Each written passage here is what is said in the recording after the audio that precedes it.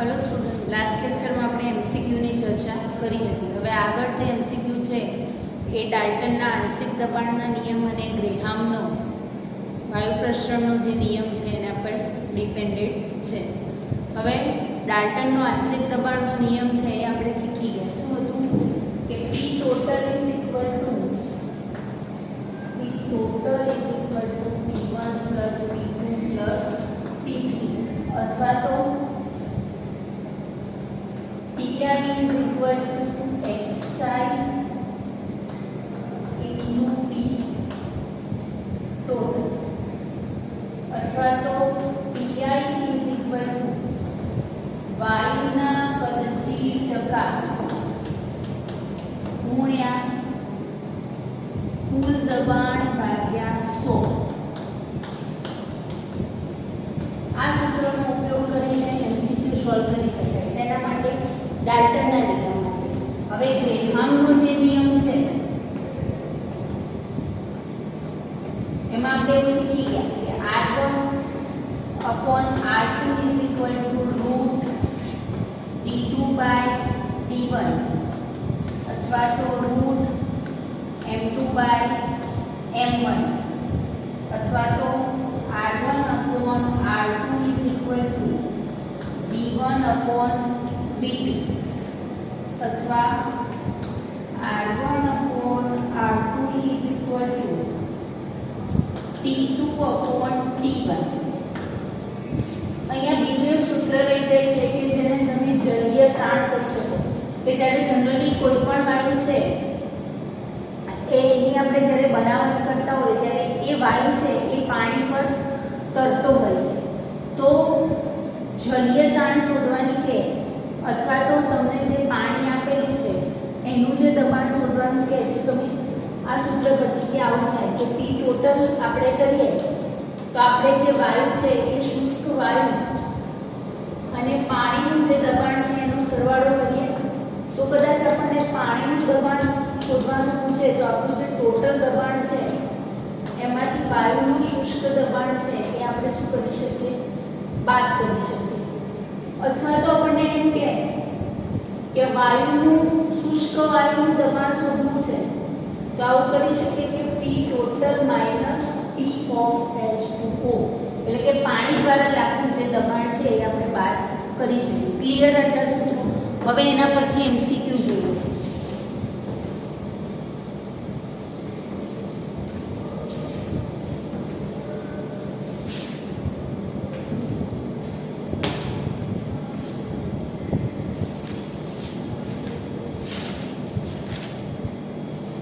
MCQ number 1 કે નીચેના પૈકી કયા વાયુઓના મિશ્રણ ડાલ્ટનના આંશિક દબાણના નિયમને અનુસરતા નથી?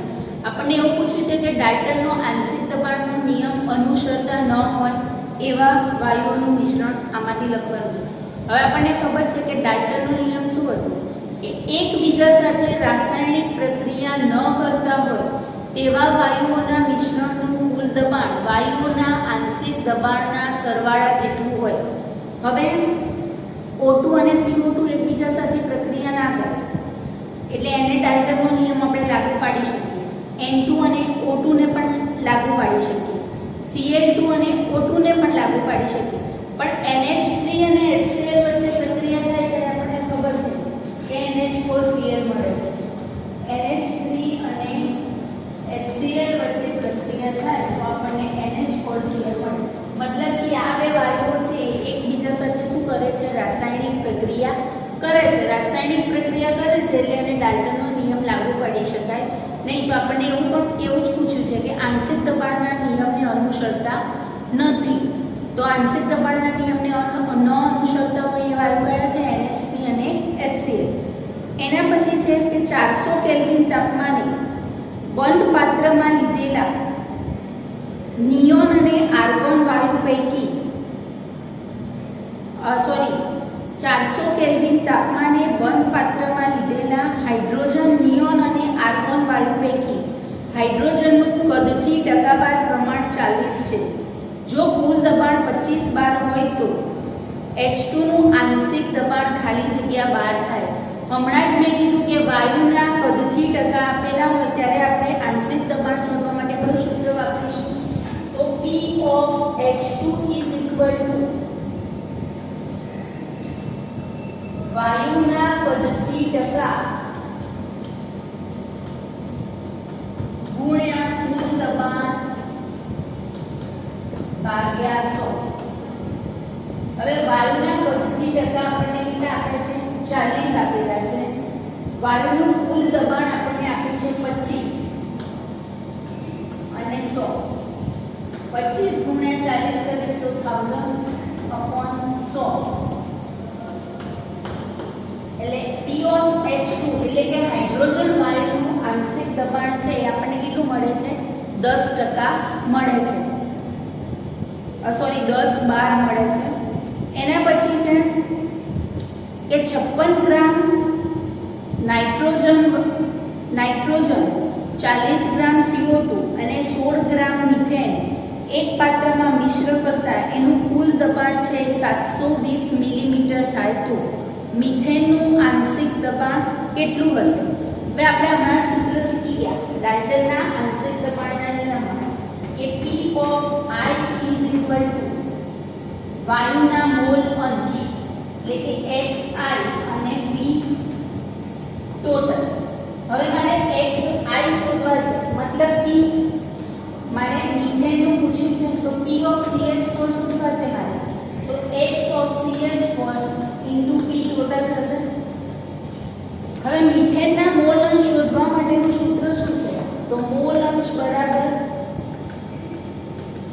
મિથેનના મોલ ભાગ્યા કુલ મોલ.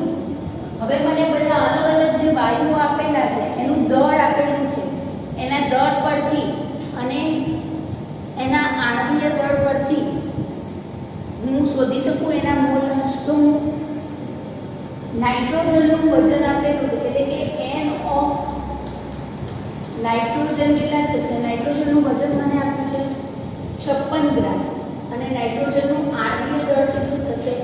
14 ગ્રામ પ્રતિ મોલ થશે. તો 4 મોલ નાઇટ્રોજન થાય. પછી આગળ આપ્યું છે 44 ગ્રામ CO2 તો N of CO2 શોધું તો 44 ગ્રામ આપેલું છે અને એનું આણ્વીય દળ પણ 44 થશે. કેમ?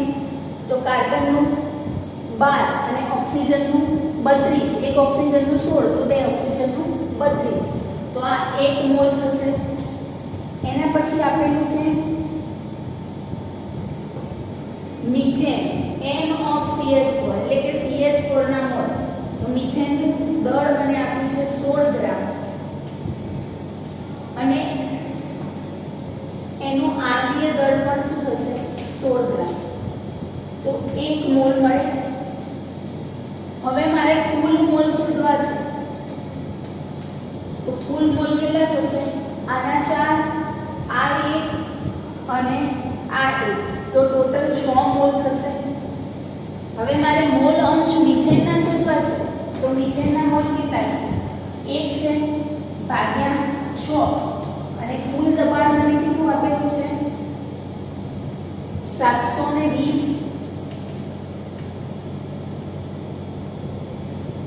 તો 120 મિલીમીટર મને P of CH4 મળે.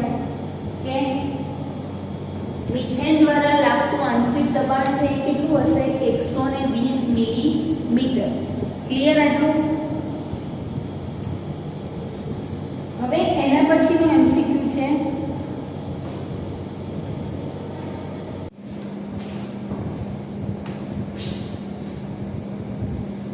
MCQ નંબર 4 માં અનુક્રમે 4 અને 40 ગ્રામ આણ્વીય દળ ધરાવતા બે વાયુઓની સરખામણીમાં મિશ્ર કરવામાં આવે છે. મિશ્રણનું કુલ દબાણ 1.1 વાતાવરણ છે તો મિશ્રણમાં હલકા વાયુઓનું આંશિક દબાણ ખાલી જગ્યા વાતાવરણ થાય.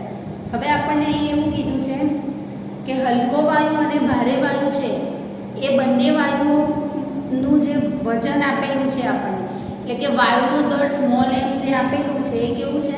સરખું છે અને આણ્વીય દળ આપણને આપી દીધું છે અને હલકા વાયુનું આંશિક દબાણ શોધવાનું કીધું છે. તો હું આવું લખી શકું કે હલકા વાયુ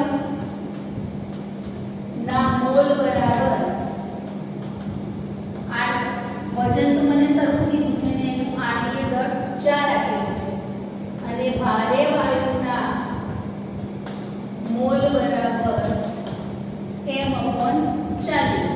મારે કુલ મોલ શોધવા છે તો કુલ મોલ બરાબર m/4 m/40. 40 નું લસા લઈ શકું હું બંને બાજુ મારે 10 વડે મલ્ટીપ્લાય કરવા પડે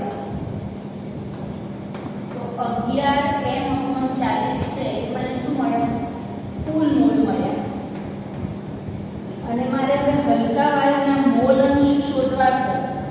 હલકા વાયુના મોલ અંશ બરાબર હલકા વાયુના મોલ m/4 upon 11m/14. તો હું આવું લખી શકું કે m/m multiply 14 4 multiply 11m તો આ ગયા 10 m કર તો 10/11 મને શું મળે મોલ અંશ. હવે મારે હલકા વાયુનું આંશિક દબાણ શોધવું છે તો મોલ અંશ ગુણ્યા p ટોટલ એટલે કે કુલ દબાણ. મોલ અંશ મળે છે 10/11 અને કુલ દબાણ 1.1 આપેલું છે તો આન્સર મારો શું આવશે 1/12 મિલીમીટરમાં આપેલું છે. કુલ દબાણ વાતાવરણમાં આપેલું છે એટલે મને આન્સર મળશે 1 વાતાવરણ. ક્લિયર હતું? એના પછી MCQ નંબર 5 કે પાણીની સપાટી પર એકઠા કરેલા નાઇટ્રોજન વાયુનું 30°C તાપમાને કુલ દબાણ 780 મિલીમીટર છે. શુષ્ક નાઇટ્રોજન વાયુનું દબાણ ગણો.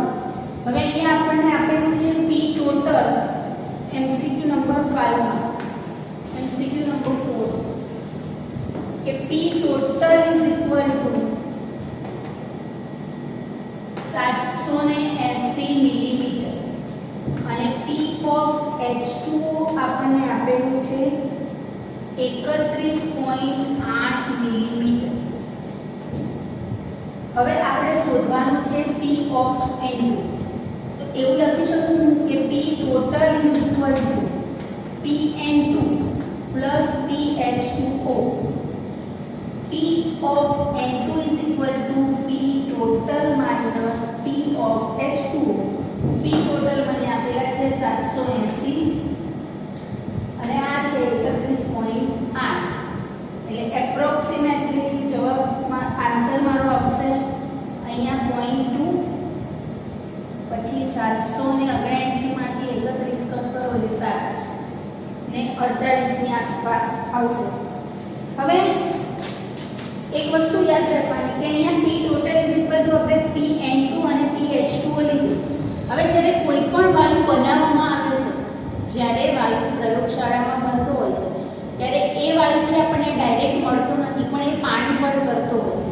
મતલબ કે જે પાત્રમાં પાણી હશે એમાં ઉપર N2 વાયુ તરે છે તો પાત્રમાં જે N2 દ્વારા જે દબાણ લાગતું હશે એ રીતે પાણી છે એ પણ પાત્રમાં દબાણ કરતું હશે. એટલે કે પાત્રનું કુલ દબાણ છે N2 અને H2O જેટલું થતું હોય છે અને ઉપરનો જે વાયુ છે એ શુષ્ક સ્વરૂપે હોય છે. એટલા માટે આપણને એવું કીધું છે કે શુષ્ક વાયુનું દબાણ. આન્સર આવે છે આપણો ઓપ્શન સી. એના પછી MCQ નંબર 6 કે અચળ તાપમાને 10 લીટરના પાત્રમાં ભરેલા O2 અને H2 વાયુના મિશ્રણનું કુલ દબાણ P ટોટલ આપેલું છે 800 મિલીમીટર. જો O2 નું આંશિક દબાણ 200 મિલીમીટર હોય તો O2 અને H2 ના મોલ સંખ્યાનો ગુણોત્તર ગણો. પહેલા તો આપણે શું કરીશું હાઇડ્રોજનનું આંશિક દબાણ શોધી લઈશું. કુલ દબાણ આપેલું છે અને એના પરથી કુલ દબાણ આપેલું છે, ઓક્સિજનનું દબાણ આપેલું છે, એના પરથી આપણને હાઇડ્રોજનનું દબાણ મળશે. P ટોટલ કેટલા આપેલા છે? P ટોટલ આપણને આપ્યા છે 800. MCQ નંબર 6 કે P total is equal to 800 millimetre. P of H2 આપ્યા છે 200 મિલીમીટર. તો એના પરથી મને શું મળશે? P of H2 કેટલા મળે? 600 મિલીમીટર મળે છે. હવે એમ કીધું છે કે જે પાત્ર છે એ પાત્રમાં ઓક્સિજન અને હાઇડ્રોજન બંને ભરેલું છે, એટલે બંને માટે કદ કેવું થશે? સરખું થશે. અને આપણને એવું કીધેલું છે કે અચળ તાપમાનની પ્રક્રિયા થાય છે, એટલે બંને વાયુ માટે તાપમાન કેવું છે? સરખું છે. તો આવું લખી શકાય મારે કે હું ઓક્સિજન માટે આદર્શ વાયુ સમીકરણ લખું તો T1 V1 બરાબર N1RT અને હાઇડ્રોજન માટે આદર્શ વાયુ સમીકરણ લખું તો T2 V2 બરાબર N2RT. પણ મેં શરૂઆતમાં જ કીધું કે T1 બરાબર શું છે? P2 છે અને T1 બરાબર T2 છે. કેમ? તો બંને વાયુ માટે તાપમાન કેવું છે? અચળ છે અને બંને વાયુ એક જ પાત્રમાં ભરેલા છે, એટલે બંને વાયુ માટે કદ પણ કેવું છે? સરખું છે. તો આદર્શ વાયુ સમીકરણ છે એમાં હું આવી રીતે લખી શકું કે P1/P2 N1/N2, કારણ કે આ બંને સરખા છે એટલે કદ થશે, આ સરખું છે એટલે કદ થશે. તો બંનેનો ગુણોત્તર લખો P1/P2 N1/R2. હવે મને P1 આપેલા છે કેટલા? P1 એટલે મેં ઓક્સિજન માટે લીધું છે તો આવું લખી શકું 200/600 N1/N2. તો આવું લખી શકાય કે N1/N2 1/3. તો N2 બરાબર 3N1 થાય. N2 બરાબર 3N1. તો મને ગુણોત્તર કેટલો મળશે? 3:1 નો ગુણોત્તર મળે. ક્લિયર? એટલું કે અચળ તાપમાને 10 લિટર પાત્રમાં ભરેલા હાઇડ્રોજન અને ઓક્સિજનના જે મોલ છે એ 3:1 જેટલા છે. હવે એના પછી એમસીક્યુ નંબર 7 કે બે વાયુઓના પ્રસરણ વેગ R1 અને R2 હોય તો તેઓની ઘનતા D1 અને D2 હોય તો એ બંને વચ્ચેનો સંબંધ. તો આપણે શીખી ગયા છે કે R ચલે છે 1/√D. એમસીક્યુ નંબર 7 તો R1 ચલે છે 1/√D1 અને R2 ચલે છે 1/√D2. R1/R2 નો ગુણોત્તર લો તો આવું થશે 1/√D1 અને 1/√D2. તો હું R1/R2 √D2/D1 લખી શકું. તો બંને વચ્ચેનો જે સંબંધ છે એ શું થયો? R1/R2 √D2/D1. ઓપ્શન આપેલો છે આપણે ઓપ્શન ડી. એના પછી એમસીક્યુ નંબર 8 કે સમાન દબાણે અને સમાન તાપમાને વાયુના પ્રસરણ વેગ અને અણુભાર વચ્ચેનો સંબંધ. હવે આપણે એવું શીખી ગયા છે કે ઘનતા D છે એ આણ્વીય દળના સમપ્રમાણમાં હોય છે. તો ઘનતા D અને વેગ વચ્ચેનો સંબંધ કેવો છે? 1/√D જેટલો છે.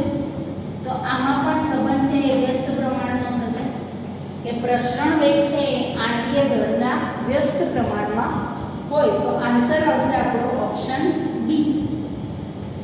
હવે એના પછી એમસીક્યુ નંબર 9 કે બે વાયુ A અને વાયુ B ના પ્રસરણ વેગનો ગુણોત્તર ગ્રેહામના નિયમ પ્રમાણે RA/RB છે. તો RA/RB આપણને ઓપ્શન આપેલા છે એ પ્રમાણે આપણે કેલ્ક્યુલેટ કરવાના છે. એમસીક્યુ નંબર 9 માં ગ્રેહામના નિયમ પ્રમાણે બંને વેગનો ગુણોત્તર લેવાનો છે. પણ પ્રસરણ વેગ R છે એ હંમેશા દબાણના સમપ્રમાણમાં હોય. જેટલું દબાણ વધારે એટલો પ્રસરણ વેગ વધારે, જેટલું દબાણ ઓછું એટલો પ્રસરણ વેગ ઓછો.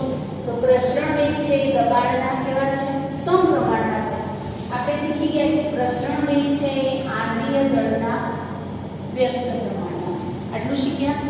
તો આવું લખી શકું કે પ્રસરણ વેગ છે એ દબાણના સમપ્રમાણમાં અને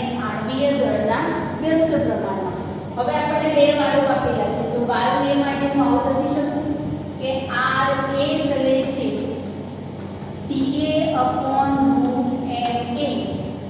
અને વાયુ b માટે મારે આવું લખાય કે rb ચલે છે PB/√mb. મને બંનેનો ગુણોત્તર શોધવાનો પૂછ્યો છે તો RA/RB લઈ શકું. આવું લખાય કે TA/√ma/PB/√mb. તો RA/RB બરાબર PA/PB છેદનો છેદ છે અંશમાં જશે અને અંશનો છેદ છે છેદમાં. તો હવે આવું લખી શકું કે RA/RB બરાબર PA/PB બંનેનું રૂટ કોમન કરું તો એના આવું લખાય મારે કે RA/RB બરાબર PA/PB MB/ma raised to 1/2.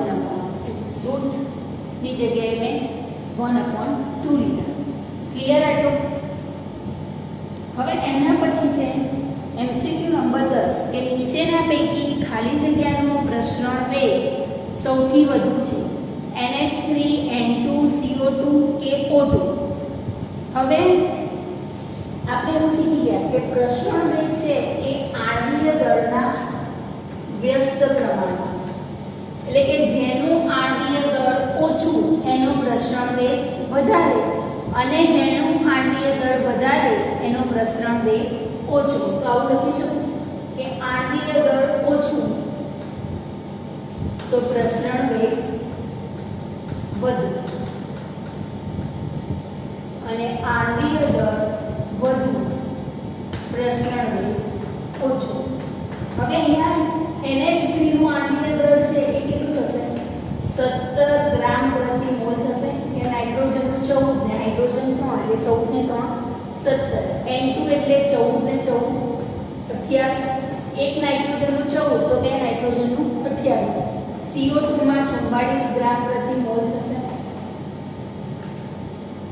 Carbon નું 12 અને ઓક્સિજન નું 32. પછી O2 છે એનું 32 ગ્રામ પર મોલ. પણ મને પૂછ્યું છે શું સૌથી વધુ કોનું છે? તો પ્રસરણ વેગ વધુ કોનું છે? તો જેનું આણ્વીય દળ ઓછું એનો પ્રસરણ વેગ વધુ. તો NH3 નું આણ્વીય દળ ઓછું છે એટલે આન્સર શું આવશે? NH3. એના પછી છે MCQ નંબર 11 કે એક અજ્ઞાત વાયુ X માટે હિલિયમના પ્રસરણ વેગનો ગુણોત્તર 1.4 છે. તો અજ્ઞાત વાયુનું આણ્વીય દળ શોધો.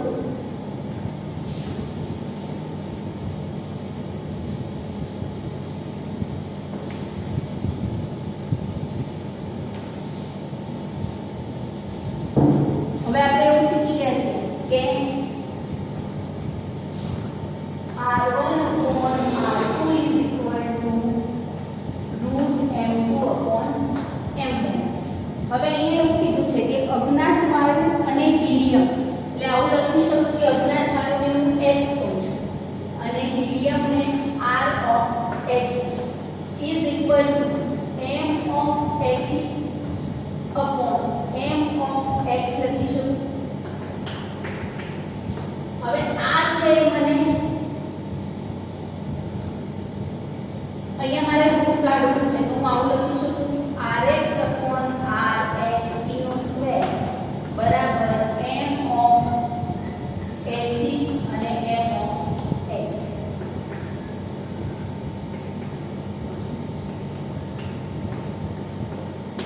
હવે m of H 4 થશે અને m x. તો હું આવું લખી શકું કે m x બરાબર 4 ગુણ્યા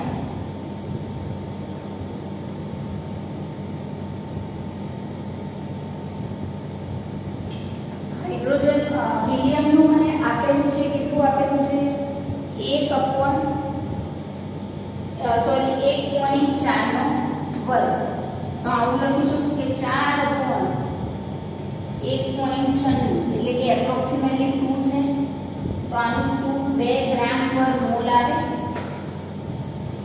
1.4 મને આપેલું છે. ક્લિયર?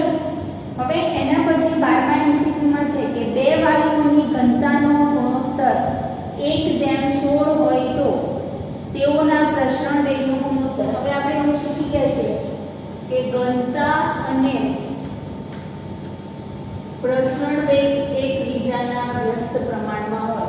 આ આપણને 1:16 આપેલું છે, તો આનું 4:1 થાય. બંને એકબીજાના વ્યસ્ત પ્રમાણમાં છે. ક્લિયર? એના પછી એમસીક્યુ નંબર 13 કે નીચેના પૈકી કયા વાયુઓની જોડના પ્રસરણ વેગ સમાન હશે?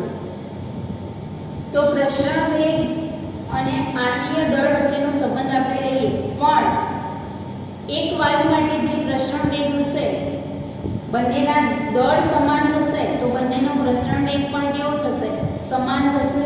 તો એમસીક્યુ નંબર 13 માં જેના આણ્વીય દળ સમાન છે એનો પ્રસરણ વેગ કેવો છે?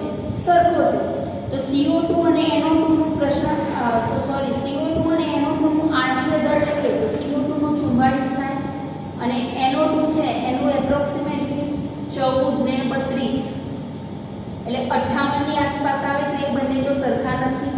બીજામાં પણ બંને સરખા નહીં થાય. ઓપ્શન સી માં NH3 અને PH3 નું પણ સરખું ના થાય. ઓપ્શન ડી માં જોઈએ તો NO એટલે કે નાઇટ્રોજન 14 ઓક્સિજન 16 એટલે 30 થશે અને C2H6 માં 2 કાર્બન નું 24 અને 6 હાઇડ્રોજન એટલે 30. તો ઓપ્શન સી માં બંનેના આણ્વીય દળ કેવા છે? સરખા છે. તો બંનેના પ્રસરણ વેગ પણ કેવા થશે? સમાન થશે. એના પછી એમસીક્યુ નંબર 14 કે એમસીક્યુ નંબર 14 માં એવું કીધું છે કે હાઇડ્રોજનનો પ્રસરણ વેગ ખાલી જગ્યા છે. હવે અહીંયા આવું લઈ શકું કે R1/R2 √M2/M1. હવે R1 એટલે સપોઝ હું હાઇડ્રોજન માટે લઉં છું અને આ હિલિયમ માટે. હવે M2 હિલિયમનું આણ્વીય દળ છે એ કેટલું છે? 4 અને આનું 2. તો √2 થશે. √2 એટલે કે 1/4 થાય. તો આન્સર મારો આવે કે હિલિયમ વાયુ કરતા એનો જે પ્રસરણ વેગ છે એ 1.4 ગણો વધારે છે. આવું લખી શકાય. RH = 1.4 × R/H કે હાઇડ્રોજનનો પ્રસરણ વેગ છે એ હિલિયમના પ્રસરણ વેગ કરતા 1.4 ગણો વધારે છે. ક્લિયર?